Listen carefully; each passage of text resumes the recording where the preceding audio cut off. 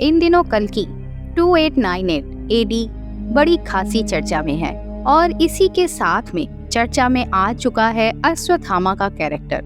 Film में तो अश्वत्थामा के कैरेक्टर को प्ले कर रहे हैं अमिताभ बच्चन, लेकिन हम आज अमिताभ बच्चन के बारे में नहीं बल्कि अश्वत्थामा के बारे में बात करने वाले हैं। आज मैं आपको महाभारत के किरदार अश्वत्थामा के बारे में कुछ ऐसी बातें बताने वाली हूँ, कुछ ऐसी कहानियाँ, कुछ ऐसे किस्से बताने वाली हूँ जिसमें अश्वत्थामा को आज के टाइम में देखे जाने का दावा किया जाता है। तो आप बने रहिए अंत तक। दुनिया समझेगी मेरी मृत्यु का कारण भीम है, लेकिन मेरी मृत्यु का कारण तुम हो। कुरुक्षेत्र की रणभूमि पर जीवन और मृत्यु के बीच जूझते हुए दुर्योधन के मुख से निकले ये आखिरी शब्द थे, लेकिन इनके पीछे का कारण था वो योद्धा जिसने इतनी क्रूर हरकत की थी कि जिससे दुर्योधन जैसा पापी भी कांप उठा था। मैंने पांडवों का अंत कर दिया। ये सुनकर 2 पलों के लिए दुर्योधन बड़ा खुश हुआ था। जो काम 100 कौरव नहीं कर पाए वो एक अकेला योद्धा कैसे कर सकता है। लेकिन जब उसे सच्चाई पता चली तब उसकी उत्सुकता गुस्से और घिन में बदल गई। उसकी आंखों से डर और निराशा के आंसू आ गए। हे मूर्ख, ये कैसा अनर्थ कर दिया तूने। ये पांडव नहीं है। उस क्षण में वो योद्धा महाभारत का सबसे क्रूर और पापी योद्धा बन चुका था। वो योद्धा जो रुद्र का रूप था। वो पांडव सेना को अकेले ही पराजित कर सकता था। उसे स्वयं श्री कृष्ण ने एक श्राप दिया जिसकी कहानी युगों युगों से सुनाई जा रही है। वो कहानी उस योद्धा की है जो सर पर मणि धारण किए जन्मा, गुरु द्रोण का पुत्र, स्वयं भगवान शिव का अंश अश्वत्थामा, जो शायद आज 5000 साल बाद भी हमारे बीच कहीं जिंदा है।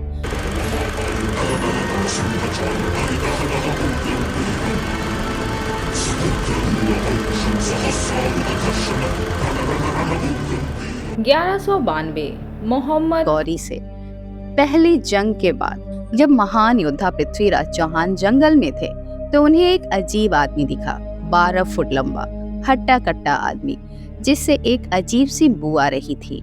उसका पूरा शरीर रोगी नजर आ रहा था और उसके सर पर एक गहरा निशान था, जैसे किसी ने उसके सर में हाथ डालकर उसका दिमाग ही निकाल लिया।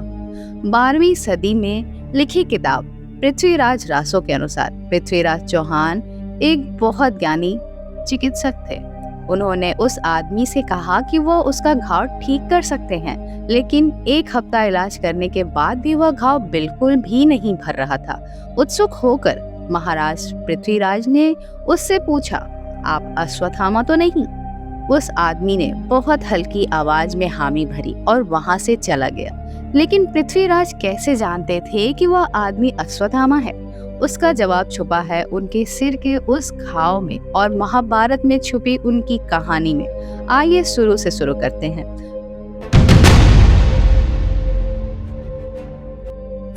मुझे एक ऐसा पुत्र प्रदान कीजिए भगवान, जिसमें आप सा तेज हो, जो आपकी तरह शक्तिशाली हो, जो आपका ही अंश हो। कई सालों तक महादेव की तपस्या करने के बाद जब महागुरु द्रोणाचार्य को शिव के दर्शन प्राप्त हुए तो उन्होंने भगवान शिव से यह वरदान मांगा। जल्द ही गुरु द्रोणाचार्य और उनकी पत्नी को एक पुत्र की प्राप्ति हुई। लेकिन यह एक ऐसा अद्भुत प्रसंग था जिसे धरती, आसमान, समस्त संसार सबने महसूस किया। वह बच्चा जन्म के बाद रोया नहीं, बल्कि उसने एक घोड़े के समान हिनहिनाने की ऐसी जोरदार आवाज निकाली कि सारी धरती, सारा आसमान उनकी आवाज से गरज उठा। इसी गरजने से उनका नाम पड़ा अश्व की तरह गरजने वाला अश्वत्थामा। शिव पुराण के अनुसार अश्वत्थामा स्वयं भगवान शिव के रूप हैं, इसलिए उनके सिर पर वह मणि है जिसे भगवान शिव की तीसरी आंख की तरह देखा जाता है। उस मणि के कारण ही अश्वत्थामा को वरदान मिला था कि कोई भी अस्त्र शस्त्र, कोई बीमारी, भूख प्यास, कुछ भी ऐसा नहीं है जो अश्वत्थामा को मार पाए। एक तरह से उन्हें अमरता का वरदान प्राप्त था। गुरु द्रोण समझ चुके थे कि उनका पुत्र एक शक्तिशाली योद्धा बनेगा। शायद इसलिए उन्होंने उसे वह ज्ञान दिया जिसने उसे महाभारत का सबसे क्रूर योद्धा बना दिया।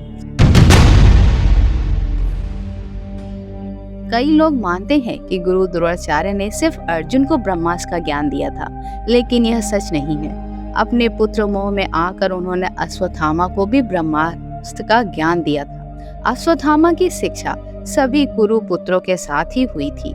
वह भी अर्जुन जैसा ही कुशल धनुर्धारी था, लेकिन कहते हैं उसका अपनी भावनाओं पर नियंत्रण नहीं था। शिवांश होने की वजह से उसकी भावनाएं तीव्र होती थी, चाहे वह गुस्सा हो या अहंकार। लेकिन युद्ध भूमि पर बार बार अश्वत्थामा ने अपनी कुशलता साबित की। अपने पिता और परम मित्र दुर्योधन का साथ देने के लिए अश्वत्थामा कौरवों की तरफ से लड़ा था। महाभारत के युद्ध में अश्वत्थामा ने भीम, युधिष्ठिर, धृष्टद्युम्न सभी को कई बार हराया। वह अकेला योद्धा था जो घटोत्कच और उसके मायावी असुरों से डरा नहीं। इतने विशाल और शक्तिशाली योद्धा को अश्वत्थामा ने अकेले ही हरा दिया। यहाँ तक कि उसने अपने बाणों की ऐसी वर्षा की जिससे करीब 1 लाख पांडव सिपाही मारे गए। अपने पुत्र अभिमन्यु की मौत का बदला लेने के लिए जब अर्जुन ने जयद्रथ को मारने का प्रण लिया था, तब अश्वत्थामा ने अर्जुन को रोक के रखा और जयद्रथ को बचाया। यहाँ तक कि जब अर्जुन और कर्ण का युद्ध हुआ था और अर्जुन उससे पराजित करने वाले थे, तब अश्वत्थामा ने ही उसे बचाया था। युद्ध के 14वें दिन अश्वत्थामा ने एक ऐसा अस्त्र चलाया जिससे वह युद्ध उसी समय समाप्त हो जाता। नारायण अस्त्र, जो सभी शस्त्रधारी योद्धाओं का एक साथ वध कर सकता था। लेकिन श्री कृष्ण ने सारी सेना को अपना शस्त्र त्याग कर जमीन पर लेट जाने को कहा और अश्वत्थामा का वार नाकाम रहा। माना जाता है कि अगर अश्वत्थामा का क्रोध अपनी हद पार कर देता तो वह पूरे युद्ध को अकेले ही खत्म कर सकता था। जल्द ही वह समय करीब आ रहा था। अगर वह कृष्ण छल कर सकता है तो मैं क्यों धर्म का पालन करूं? महाभारत युद्ध के 14वें दिन कौरवों ने अपनी सबसे बड़ी ताकत खो दी। भीष्म पितामह के बाद गुरु द्रोणाचार्य ही थे जिन्होंने कौरव सेना का नेतृत्व लिया था। गुरु द्रोण के ज्ञान और शक्ति के आगे कोई भी नहीं टिक पा रहा था। उन्हें हराना असंभव था, इसलिए श्री कृष्ण ने छल से उन्हें अस्त्रहीन करवाया और धृष्टद्युम्न ने उनका वध कर दिया। जब अश्वत्थामा को यह बात पता चली, वह क्रोध से भर चुका था, लेकिन फिर भी उसने दुर्योधन को युद्ध रोकने और पांडवों से सुलह करने की विनती की। अश्वत्थामा नहीं चाहता था कि वह और लोगों को खोए, अपने परम मित्र दुर्योधन को खोए, लेकिन आखिर वही हुआ। युद्ध के 18वें दिन अश्वत्थामा ने देखा कि महाभारत की युद्ध भूमि पर उसका मित्र दुर्योधन मौत से जूझ रहा है। युद्ध के नियमों को तोड़कर उसकी जंघा पर वार करके उसे हराया गया था। उसने दुर्योधन को वचन दिया कि वह पांडवों का अंत कर देगा। पांडवों के शिविर पर पहुंचते ही अश्वत्थामा अपने रुद्र रूप में आ चुका था। उसका गुस्सा, उसकी शक्तियां अपनी सारी सीमाएं पार कर चुकी थी। देर रात में वह पांडवों के शिविर में घुसा और उसके रास्ते में जो भी आया उसने उसका वध कर दिया। अश्वत्थामा ने अकेले ही धृष्टद्युम्न और शिखंडी जैसे महारथी योद्धाओं को हरा दिया और सारी पांडव सेना को नष्ट कर दिया। सभी तंबुओं में आग लगा दी। सोते हुए कई सिपाही जल गए। अपने पिता की मृत्यु का बदला लेने के लिए उसने धृष्टद्युम्न को मार मार कर उनके सिर को कुचल दिया। आखिर में वह एक छोटे से तंबू में घुसा जहां 5 लोग सो रहे थे। अंधेरे में उन्हें पांडव समझकर अश्वत्थामा ने उन 5 का वध कर दिया और एक को भीम समझकर उसका सर धड़ से अलग करके दुर्योधन के पास ले गया। सर से पांव तक खून से लकपक। अश्वत्थामा को तब पता चला कि उसने पांडव नहीं, उनके पुत्रों का वध कर दिया है। अगली सुबह जब पांडव अपने शिविर में लौटे तो वहां का नजारा देख उनकी आत्मा कांप उठी। सब कुछ तहस नहस था। उनकी सारी सेना ध्वस्त हो चुकी थी और उनके पुत्रों का वध हो चुका था। 5 पांडवों की आंखों में आंसू नहीं, क्रोध की अग्नि बह रही थी। वह आग जो अश्वत्थामा को भस्म कर देना चाहती थी, लेकिन उसके वरदान के कारण अश्वत्थामा को कोई नहीं हरा सकता था। एक घमासान युद्ध की शुरुआत हुई। अपने पिता की दी गई चेतावनी को नजरअंदाज करते हुए अश्वत्थामा ने ब्रह्मास्त्र इस्तेमाल करने का निर्णय लिया। एक ऐसा अस्त्र जो समस्त संसार को तबाह कर सकता था।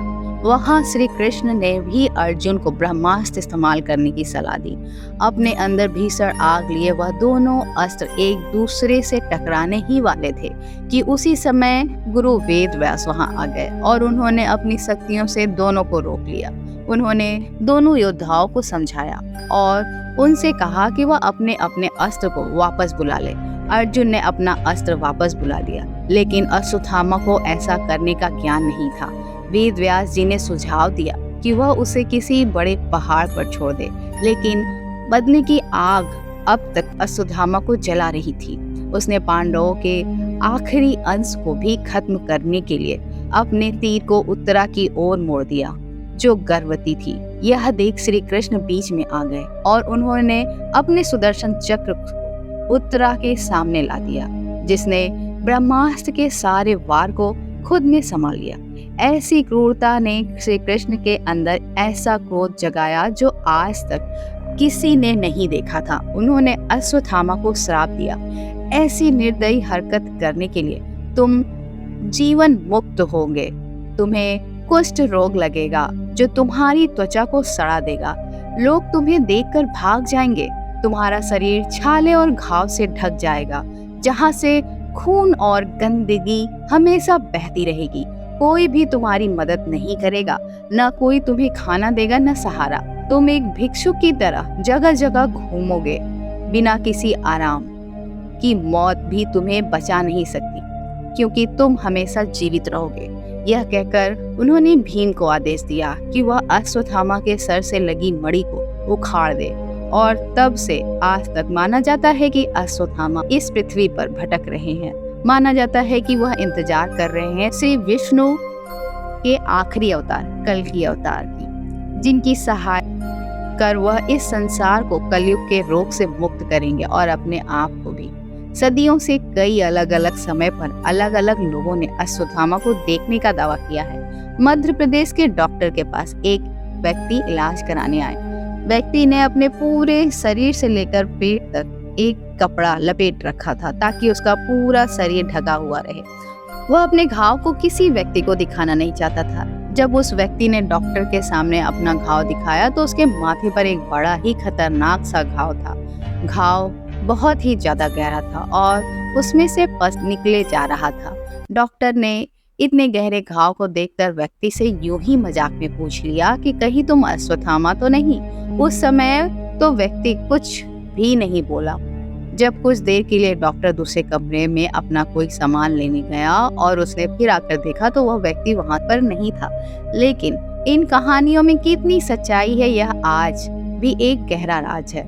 आपकी इस बारे में क्या राय है, हमें कमेंट में जरूर बताइए। अगर वीडियो पसंद आया तो लाइक और शेयर जरूर कीजिए और चैनल को सब्सक्राइब कीजिए। मिलते हैं नेक्स्ट वीडियो में, तब तक के लिए नमस्कार।